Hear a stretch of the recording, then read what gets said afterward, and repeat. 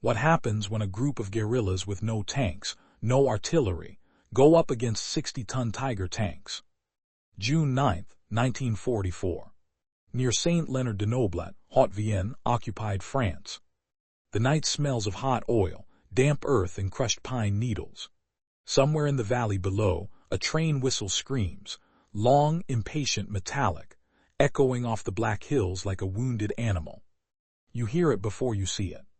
Marcel Fournier presses his cheek into the gravel beside the tracks. The stones bite through his jacket, but he doesn't move.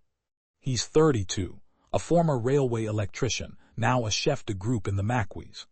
In the dark, his breath fogs in short bursts.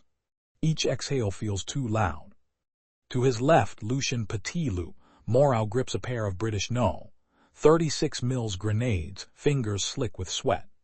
To Marcel's right, Jean Delmas, courier, saboteur, schoolteacher before the war, checks her watch again. 2:14. Exactly as London said it would be. The rails hum. That hum is everything. It tells Marcel the train is heavy. Too heavy for supplies alone. Too heavy for infantry. The vibration travels through steel, into stone, into bone. Tiger tanks. German Tigers bound for Normandy. 3 days ago, Allied troops stormed ashore at beaches with code names: Omaha, Utah Gold. The Germans are bleeding but not broken. Every armored unit that reaches the front could mean another beachhead crushed, another American or British division pinned to the sand. This train must not pass. Above them, clouds swallow the moon. A blessing. A curse. Marcel signals with 2 fingers. The cell freezes. Down the line, 30 meters away, Henry Vautrin crouches beside the detonator. He's former French army engineers, survived Dunkirk, escaped a POW camp, and now works with whatever explosives the British can smuggle in by parachute. Plastic explosive. Detonator cord. A battery salvaged from a farm radio. Simple. Fragile. Deadly. The whistle blows again, closer now. The sound of steel wheels grinding against rails swells into a roar. You feel it in your chest. The ground shivers. Marcel remembers the briefing, whispered in a candle-lit barn. Panzerabteilung, the SOE officer had said in accented French. Tiger tanks, 60 tons each. They move like gods on the battlefield. If they arrive, men will die. No speeches. No heroics. Just facts. The locomotive bursts from the trees, headlamps stabbing the darkness. Black iron. White steam. Red sparks spraying from the stack. Behind it, flat cars loaded with shapes that look like sleeping monsters. Angular turrets, long 88mm barrels wrapped in tarpaulin. A German voice shouts from the engine. Laughter. Cigarette smoke glows briefly in the cab. They have no idea. Marcel raises his fist. The train is now over the kill zone, a curve in the track where speed drops, bordered by a shallow embankment. Henry's charge sits beneath the rail joint, precisely where stress fractures will do the rest. A second passes. Then another. Henry hesitates. A flicker of doubt crosses his face, not fear but calculation. Too early and the locomotive survives. Too late and the tanks roll on. The whistle shrieks again, furious, demanding. Marcel mouths the word, "Maintenant." Henry slams the switch. For half a heartbeat, nothing happens. Then the world splits open. The explosion is not a single sound but a violent tearing, metal screaming, stone shattering, air collapsing inward. The rail leaps upward like a living thing. The locomotive's front wheels vanish in a bloom of fire and smoke. Steam erupts in a blinding white cloud, hissing like 1,000 snakes. The engine derails, tilting hard steel grinding against steel. Flat cars jackknife behind it. One slams sideways, throwing a Tiger tank halfway off its restraints.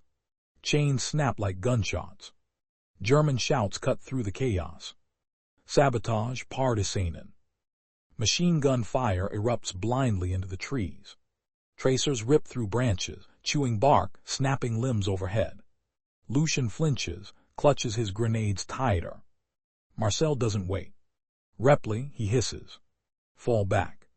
Jean is already moving, low and fast, disappearing into the undergrowth. Henry grabs the detonator, shoves it into his pack.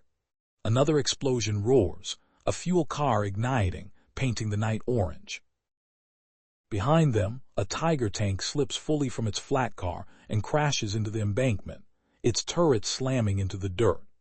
60 tons of German steel, helpless, overturned like a dead beast. Marcel runs. Boots pound earth. Bullets snap past. The forest swallows them. Darkness, roots, breathless silence broken only by distant screams and the crackle of fire. The train will not move again tonight. And somewhere far to the north, on blood-soaked beaches, men will never know how close death came, or how it was stopped in the dark by 5 civilians and a length of rail. The forest closes behind them like a door slammed shut. Branches whip Marcel's face as he runs downhill, lungs burning, boots sliding on wet leaves. The sounds of the wreck fade, the fire, the shouting, replaced by the steady hammer of his own pulse. He forces himself to slow. Panic kills faster than bullets. They regroup at a shallow ravine marked on no map. A trickle of water runs through it, masking noise. One by one, shadows emerge from the trees. Jean first. Breathless, eyes wide, alive. Lucien next, pale but grinning, still clutching his grenades as if they might be taken from him at any moment. Henry arrives last, limping slightly. A shard of rock has torn his trouser leg, but the blood is shallow. He waves away concern. Train's finished, he mutters. They'll be cutting metal till morning. Marcel allows himself 1 second of relief. Just one. Then the night answers back. A flare ignites above the valley, a blinding white star that turns the forest into a photograph of itself. Trees freeze in harsh contrast. Every shadow sharpens. The Germans are organized now. A voice echoes through loudspeakers near the wreck, amplified and furious. Partisanen, Ihersade Umstel, leg die Waffen nieder. You are surrounded. Lay down your weapons. Marcel knows the routine. The Germans will seal the roads first, then sweep outward with infantry, dogs, and local collaborators. The Feldgendarmerie will follow, men with chain gorgets and notebooks, experts in finding who helped and who watched. This is no longer sabotage. It is survival. He signals again, 3 fingers, then 1. Split into pairs. Rally point Bravo by dawn. If caught, no names. No addresses. No heroics. Jean touches his arm briefly, before vanishing into the trees with Lucien. Henry goes the opposite direction, favoring his good leg. Marcel heads north alone. Behind him, engines growl. Half-tracks. Trucks. He hears the clatter of boots on stone roads, the sharp barks of orders. The Germans are angry and afraid. A derailed Tiger tank is more than a loss of equipment. It is proof that the countryside no longer belongs to them. At first light, Marcel reaches an abandoned charcoal burner's hut. He crawls inside, covers himself with ash and old sacks, and waits. Hours pass. German patrols move through the woods. He hears them close enough to smell leather and sweat. A dog sniffs near the hut, whining, confused by ash and damp earth. A handler curses and tugs the leash away. By afternoon, the search widens. The Germans begin what they always do next. Reprisals. In St. Leonard de Noblat, soldiers drag men from cafes and workshops. Names are read from lists. A railway clerk is beaten. A farmer's barn is searched. Shots ring out near the square, warning shots this time. Marcel learns this later from a messenger. For now, all he knows is hunger, thirst, and the slow ache of waiting. That night he moves again, slipping between hedgerows, avoiding roads. At a safe house, a baker's cellar, he finds Jean and Lucien. Henry arrives near dawn, pale but smiling. We stopped them, Lucien whispers, as if afraid the walls might hear. Radio says armored units from Limoges are delayed. Others hit the lines near Chateauroux, bridges blown, switches destroyed. Jean adds quietly, a whole battalion stuck without fuel or rails. Marcel closes his eyes. The cell did not just derail a train. They severed a lifeline. 2 days later, German engineers finally assess the wreck. The locomotive is twisted beyond repair. 2 flat cars are destroyed. 1 Tiger tank lies on its side, turret cracked. Another has damaged suspension, useless without factory repair. The rails themselves are warped, the ballast cratered. Panzerabteilung commanders curse maps and ghosts. Those tanks were meant to counter Allied armor pushing inland from Keene. Instead, they sit idle, steel monuments to a war slipping out of German hands. On June 12th, Allied aircraft strafe the wreck from the air, finishing what the Maquis began. Smoke rises again over the valley. Marcel listens to the BBC that night, hunched over a radio wrapped in blankets. Continued resistance activity in central France has severely disrupted German movements toward Normandy. No names. No praise. Just truth. The Maquis cell disperses days later, melting back into villages, farms, schools. Jean returns to teaching, for now. Lucien moves south. Henry prepares another charge. Marcel studies the rail maps again, pencil tracing thin black lines. There are more trains, more nights. And as long as the rails can be broken, the Tigers will never reach the front. June 18, 1944. Limousin Plateau, central France. Rain needles down through the canopy, turning footpaths into ribbons of mud. Marcel crouches beneath a chestnut tree, collar turned up, listening to the distant growl of engines. Not tanks this time, trucks. Convoys. Desperate movement. The Germans are trying again. Since the wreck near Saint-Léonard-de-Noblat, rail traffic has become a gamble. So the Wehrmacht adapts. Armor is broken down. Fuel drums move by road. Tigers creep forward in pieces, turrets on one truck, hulls on another, escorted by infantry and armored cars. It's slower. And slower is deadlier. Marcel isn't alone now. The Maquis has swelled. Former soldiers. Teenagers. Men who once hid and now carry rifles with trembling pride. British Sten guns arrive by parachute. So do explosives. Nobel 808, sticky and pale, smelling faintly of almonds. London speaks again, crackling through static. Priority targets, the SOE handler says. Bridges, switchyards, road convoys. Panzer units confirmed rerouted through Eymoutiers. Stop them. Marcel folds the map. He already knows the place. A narrow defile where the road hugs a slope, trees pressing close. A perfect place for steel to choke. At dusk, the Maquis moves. They dig shallow pits along the roadside, lay charges beneath culverts, string detonation wire through brambles. Lucien, now less Petit Loup and more Wolf, mans a captured MG-34, its barrel wrapped in cloth to hide the glint. Jean moves among them, calm, precise, assigning positions. She carries no weapon tonight, just a whistle and a medical satchel. Marcel notices how the men listen to her, without question. The convoy arrives after midnight.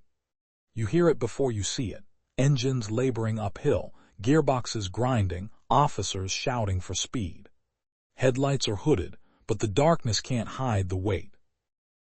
First truck passes. Then another. Marcel waits for the third. A flatbed emerges, tarp stretched tight over something massive. The shape beneath is unmistakable. Angular. Squat. A Tiger hull, stripped of turret, chained like a prisoner. Marcel squeezes the plunger. The culvert vanishes in fire and dirt. The lead truck pitches forward, nose diving into the crater. The second slams into it. Metal shrieks. Men scream. Lucien opens up. The MG-34 hammers the night, short controlled bursts, tracers slicing through rain. Rifles crack from both sides of the road. Grenades roll beneath stalled vehicles. detonating with sharp concussions that bounce off the hills. German soldiers scatter, some firing wildly, others frozen, unsure where the enemy is. The Tiger hull shifts as its transport snaps a chain. 60 tons slide sideways, crushing the truck beneath it, blocking the road completely. For a moment, the Maquis has done the impossible again. Then the Germans respond properly. A flare arcs upward, bathing the scene in white. An armored car at the rear of the convoy swings its turret and fires, the heavy machine gun chewing through trees, ripping branches into splinters. One of Marcel's men goes down, screaming, leg torn open. Jean is there instantly. "Hold on," she says, voice steady, hands already working. Marcel shouts for withdrawal. This was never meant to be a stand. It's a wound, inflicted and abandoned. They melt into the forest just as mortars begin to fall, thumping into the slope, throwing mud and smoke skyward. By dawn, German engineers stand before another ruined route. Another immobilized Tiger. Another delay measured not in hours, but in lives at the front. But the prize comes swiftly. The next day, German orders are posted in nearby towns. Collective punishment. Curfews. Hostages taken. 10 men lined against a wall in Imautears, shot as a warning. Marcel hears the news in silence. That night he argues with Henry in a barn lit by a single lantern. "They're killing civilians because of us," Henry says. "Maybe we should slow down." Marcel looks at the map again. Normandy burns in his mind. Beaches, hedgerows, men advancing yard by yard. "If those Tigers arrive," he says quietly, "they'll kill more, many more." No one answers. 2 days later, Allied bombers hit a rail junction near Limoges. Guided by signals flashed from a hillside the Maquis controls. The explosion shakes windows for miles. German radio traffic spikes with panic. The pattern is clear now. The resistance isn't just harassment. It is strangulation. By late June, German armored reinforcements toward Normandy are arriving in fragments, some by road, some by night, some not at all. Panzer commanders write furious reports.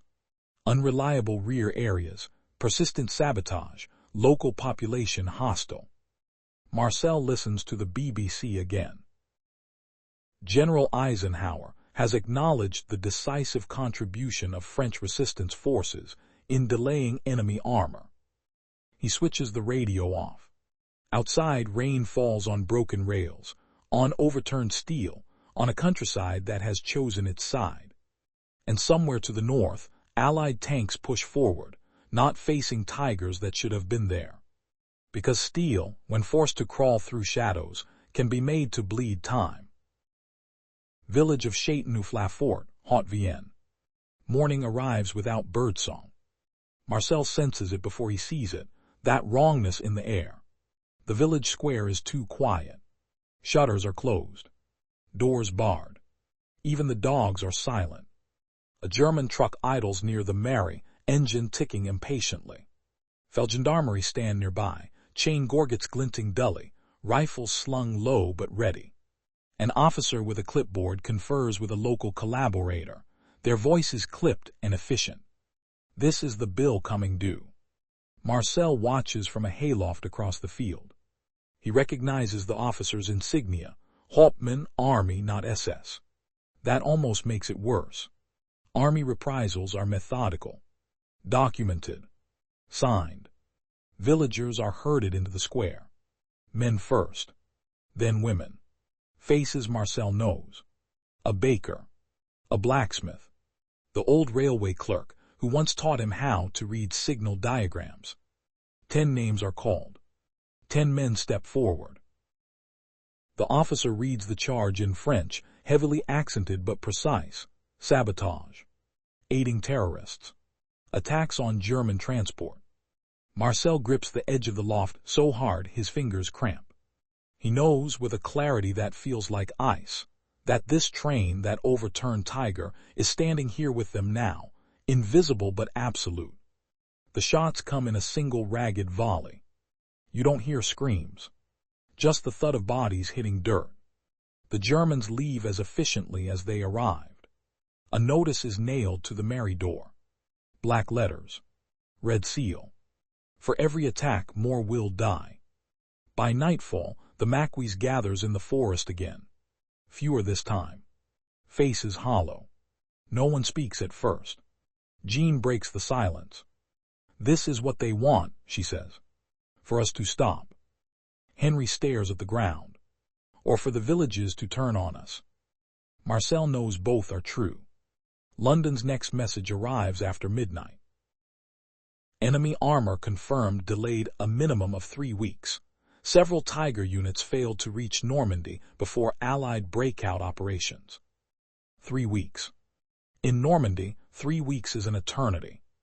Those Tigers were meant to blunt Allied armor near Keene. Instead, British and Canadian forces grind forward against lighter opposition. American divisions push through hedgerows, taking losses, but advancing. The Germans feel it. So does Hitler. Orders come down, crush the Maquis. Burn the forests. Make examples. Columns of German infantry sweep the countryside. Villages are searched. Suspected resistance fighters are hanged from lampposts, with placards reading terrorist. The Maquis adapts again. Cells shrink. Camps move nightly. Radios transmit only seconds at a time. Marcel destroys maps after memorizing them. Names are never spoken aloud. On July 3rd, they strike once more. Not a train this time, but a repair crew sent to restore the damaged line near Limoges. A single explosive charge collapses a bridge span, just repaired days earlier. The Germans don't even bother sending armor now. There's no point. By mid-July, Allied forces launch Operation Cobra. American bombers pulverize German lines west of Saint-Thelo. The front cracks open. German units retreat, those that can. Reports filter south through resistance channels. Panzer divisions lack fuel. Heavy tanks abandoned for want of transport. Tigers blown up by their own crews rather than captured. Marcel hears one report twice before he believes it. A Tiger, abandoned intact near Falaise, its crew gone. No fuel. No spare parts. No way forward. He thinks of the overturned hull in the Limousin forest, rusting quietly. Steel that never reached the war. On July 20th, the Germans begin pulling units back east. The Maquis harasses the retreat, sniping, ambushing, cutting roads. The balance has shifted. Fear changes sides. Then in August, Allied armor breaks through completely. Paris rises. German convoys flee under constant attack from aircraft and resistance fighters alike. One evening, Marcel stands beside a wrecked Tiger on a roadside, abandoned, scorched, turret blown. American soldiers are clustered around it, laughing, posing for photographs. One of them, a tank commander with a dusty helmet, notices Marcel's armband. "Resistance?" he asks. Marcel nods. The American looks at the Tiger, then back at him. "Guess this thing didn't get where it was going." Marcel says nothing, because he knows exactly where it stopped. In the forests. On the rails. In the dark nights, when civilians became soldiers, and time itself was stolen from the enemy. Weeks later, as German forces collapse across France, Marcel returns to Saint-Léonard-de-Noblat. The tracks are still twisted. Grass grows between sleepers. The valley is quiet again. The war has moved on. But the delay remains, written in destroyed armor, altered battles, and lives that continued because a train never arrived. August 19, 1944. Outskirts of Paris, France. Gunfire rolls through the city like thunder trapped between stone walls. Marcel Fournier moves cautiously along a boulevard littered with overturned carts, smashed glass, and hastily built barricades. Tricolor flags hang from windows where German banners flew only days before. Somewhere ahead, church bells ring, not in celebration yet but in defiance. Paris is rising. German units are pulling back in chaos, columns stretched thin, Officers shouting at men who no longer believe retreat leads anywhere but captivity or death. Resistance fighters fire from rooftops and alleyways, guiding American and Free French forces block by block. Marcel wears a simple armband now. No false names. No forest shadows. For the first time in 4 years, he walks openly. Near a crossroads, he pauses beside a burned-out German convoy. Trucks are gutted, blackened shells. A half-track sits nose-first into a lamppost. And there, unmistakable even in ruin, is a Tiger tank. Its turret is intact but scorched, the great 88mm gun angled uselessly toward the sky. White paint scrawled hastily on its side reads, Kein Treibstoff. No fuel. Marcel stares at it longer than he means to. This Tiger didn't die in battle. It didn't face Shermans or typhoons. It starved. Delayed. Abandoned by a system unraveling behind the front. A young French fighter notices his gaze. Big one, eh? The man says. They left it 2 nights ago, couldn't move it. Marcel nods slowly.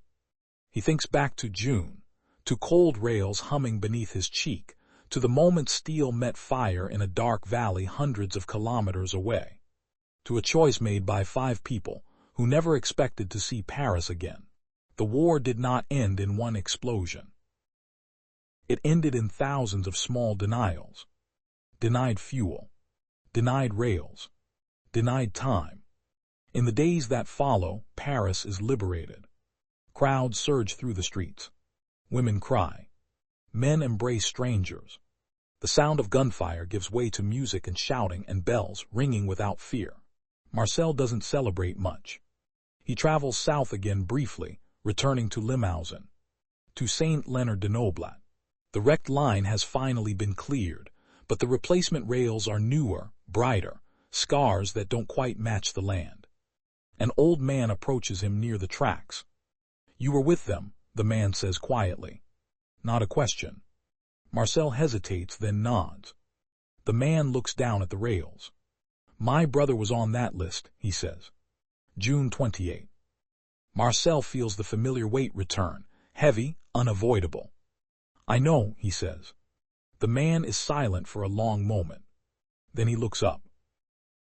But my son came back from Normandy, he says. He was with the Americans. He said the Germans didn't have the armor they expected. The 2 men stand there, listening to the wind in the grass. No forgiveness. No absolution. Just understanding.